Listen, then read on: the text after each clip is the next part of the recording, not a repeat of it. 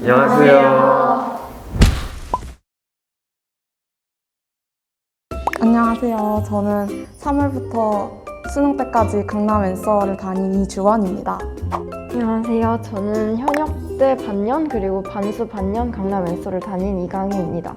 안녕하세요. 저는 조기 선발반 때부터 수능 때까지 강남 앤서를 다닌 권수빈입니다. 안녕하십니까. 저는 이투스 앤서가 세워지면서부터 현재까지 함께하고 있는 변민혁입니다. 안녕하세요. 2월 제수종합반부터 목동 앤서를 다녔던 이지원입니다. 안녕하세요. 저는 목동 앤서에서 반수를 한 준예원이라고 합니다. 안녕하세요. 저는 조기 선발반부터 쭉 목동 앤서에서 공부한 김채희입니다. 제가 독학재수학원도 다녀봤고 이투스 앤서도 다녔는데 의지를 가지고 시작한 공부였지만 독학재수학원에서는 아무래도 끝까지 혼자서 모든 걸 다 책임지고 이끌어 나간다는 게 굉장히 힘들었는데 앤서에서는 선생님들의 관리나 현강 수업을 꼭 들어야 한다는 그런 의무적인 시스템이 저를 더 원활하게 재수 생활을 할 수 있도록 도와준 것 같습니다. 독재학원은 자기가 어떤 수업을 들을지 자기가 스스로 처음부터 끝까지 다 결정하잖아요. 근데 이투스 앤서는 담임 선생님과 상담을 하면서 수업을 조정해서 그게 좀 더 효과적인 것 같아요.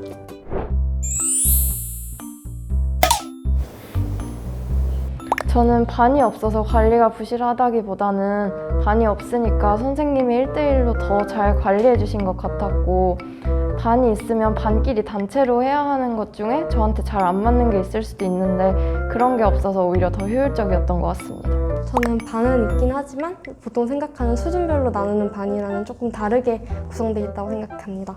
앤서에서의 반은 약간 관리 부분에서 나눈 것이라서 서로 다른 개별적인 시간표에 따라서 다른 상담을 해주실 수 있어서 좋다고 생각합니다.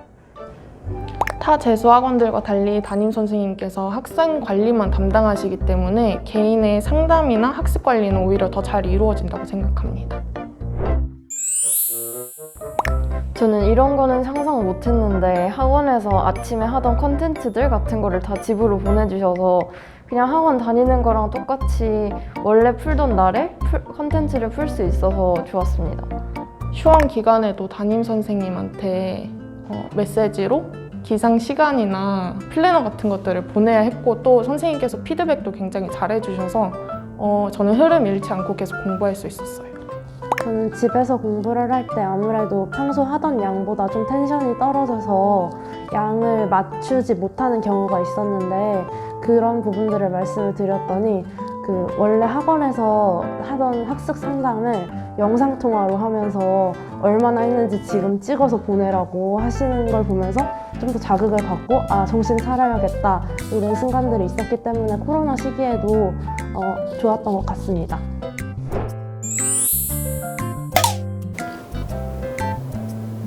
저는 학습 자율권이 보장되는 학원은 맞지만 아무래도 재수 학원이다 보니까 자유로운 학원은 아닌 것 같아요. 저는 조건부 자유라고 생각하는데 근데 이제 그 조건이 본인의 수험 생활에 도움이 되는 방향 한에서만 자유라고 생각합니다. 저는 시간표를 짜고 수업을 고른다는 점에서는 자유도가 있지만 분위기 차원에서 수업 시간이나 쉬는 시간에 떠들지 못하게 한다든지 화장실에서 떠들다 걸리면 벌점 받고 조금 혼이 난다든지 하는 부분에서는 분위기를 잘 잡고 철저하게 관리하고 있다고 생각해서 자유도가 그런 부분에선 떨어진다고 생각합니다.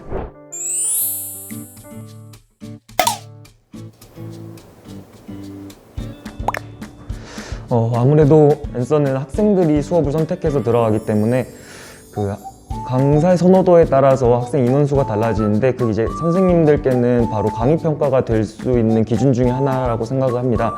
그래서 아이들이 이제 많이 들어오면 올수록 이제 선생님의 이제 수업하는 텐션이 높아질 수도 있는데 그래서 아이들을 많이 끌어모을 수 있는 것 중에 하나가 저는 컨텐츠라고 생각합니다.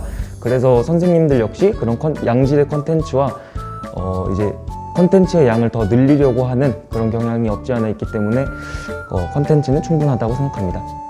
제가 들었던 수업들 중에서는 주간지처럼 책 한 권 분량을 주는 선생님들이 정말 많으셨거든요. 그래서 그런 걸 생각해보면 반의 상황에 맞춰서 필요한 과제를 주시는 선생님들이 많았기 때문에 강사 개별 콘텐츠는 많은 편이었다고 생각합니다. 저는 개별 콘텐츠가 많지는 않다고 생각했는데 왜냐면 외부 현강 단과를 듣는 거에 비해서는 적다고 생각을 했습니다. 하지만 이제 추가 자료를 요청하면은 그걸 제공해 주시는 선생님이 있었기 때문에 그렇게 막 공부하는데 지장이 될 정도로 부족하다는 아니었던 것 같습니다. 강의를 오시는 선생님 중에서 인강을 진행하고 계시는 선생님들도 많기 때문에 그런 분들은 인강이 사용하는 교재에 현강이 사용하는 교재 그리고 복습 같은 거를 하기 위해서 요청을 하면 인강을 열어주시는 분들도 계시기 때문에 복습을 하기에도 좋은 환경이었다고 생각합니다.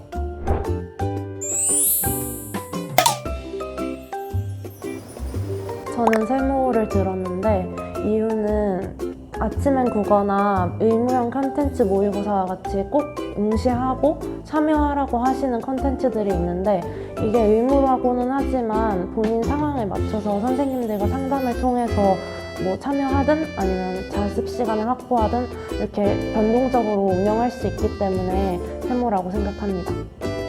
학원에서 적극적으로 권장하는 컨텐츠는 있지만 이제 본인 담당 수석 매니저 쌤이나 아니면 본인의 성적으로 이렇게 선생님과의 싸움에서 승리한다면 얼마든지 그런 컨텐츠는 뺄 수 있기 때문에 저는 세모라고 생각합니다.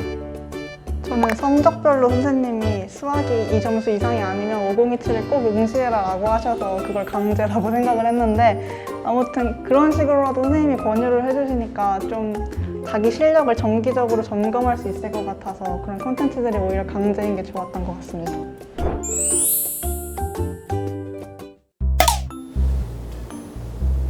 일단 처음 시간표를 짤 때는 상담을 한 다음에 약간 제 특성을 선생님이 파악을 하시고 강의를 추천하시거나 해서 짰고 나중에는 제가 뭐 자습 시간이 부족하다거나 아니면은 이 수업이 저랑 잘 안 맞으니까 다른 수업으로 바꾸겠다라거나 선생님과 상담 후에 바꿀 수 있었습니다.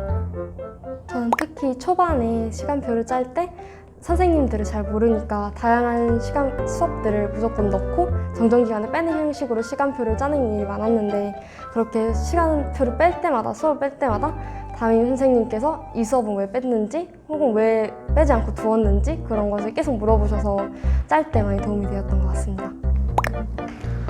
저 같은 경우에는 이제 시간표를 짜는 시즌 초가 되면 이제 선생님과의 늘 항상 거래의 연속이었는데 예를 들어 영어 같은 경우에 어느 날 모의고사를 봤는데 2등급이 되어 있다 그러면 시즌 중반이라도 영어 수업이 어느새 추가가 돼 있고 그런 식으로 해서 제가 잘하는 과목에 대해서는 자유롭게 짤 수 있지만 이제 부족한 과목 같은 경우에는 선생님이 권유하거나 아니면 반협박까지 당해서 마냥 자유롭지는 않습니다. 모의고사 성적을 토대로 하는 담임 선생님과의 상담이나 시기별 학습 조언 같은 것도 고려해서 시간표를 구성해야 하기 때문에 완전히 자유롭게 시간표를 짜지는 못한 것 같아요. 그리고 저는 파이널 때 국어 인강을 제가 원래 듣던 게 있었는데 파이널 커리큘럼으로 근데 선생님께서 이 선생님보다는 이 선생님의 강의 콘텐츠가 너한테 좀 더 맞지 않을까 하고 그런 다양한 인강 선생님들까지 이렇게 알고 계신 걸 보면서 좀 놀랐던 적이 있습니다. 시간표를 자기 마음대로만 짤 수 있는 것은 아니라고 생각을 합니다.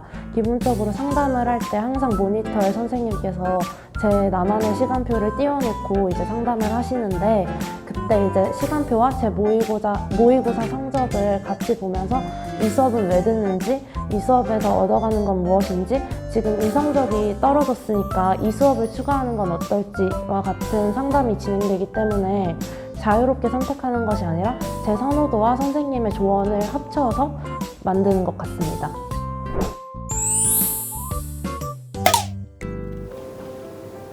저는 원래 수업이 별로 많은 편은 아니긴 했지만 여름에 처음 반수를 시작했을 때보다는 수능에 점점 가까워지면서 자습 시간이 조금 더 늘어난 것 같습니다. 그리고 주말에는 수업이 없이 선택 자습이 있기 때문에 자습이 이번 주에 뭐 주중에 자습 시간이 많이 부족했다 하면 주말에 조금 더 늦게까지 공부한다든지 해서 자습 시간을 확보할 수 있었습니다. 저는 한 9평 정도 때부터는 제 성적이 좀 안정 궤도에 올랐다고 생각을 하거든요. 그래서 그 이전에는 사실 수업이 6, 그리고 자습이 한 4 정도 비율이 됐던 것 같아요. 근데 9평 이후에는 수능이 다가오면서 자기 공부 시간이 점점 더 필요해지니까 선생님이 어느 정도 이제 자습 시간을 제가 조절할 수 있게 해주셔서 그 이후에는 오히려 수업이 4, 자습이 6 정도의 비중이었던 것 같습니다. 저는 원래 최대한 수업을 안 듣고 자습 시간을 늘리려고 담임 선생님이랑 신경전을 많이 했었는데 선생님이랑 상담 끝에 충분한 복습 시간이나 스스로 공부할 수 있는 시간만 확보한 다음에 나머지 수업은 다 수업으로 채우는 방법으로 시간을 조정했었습니다.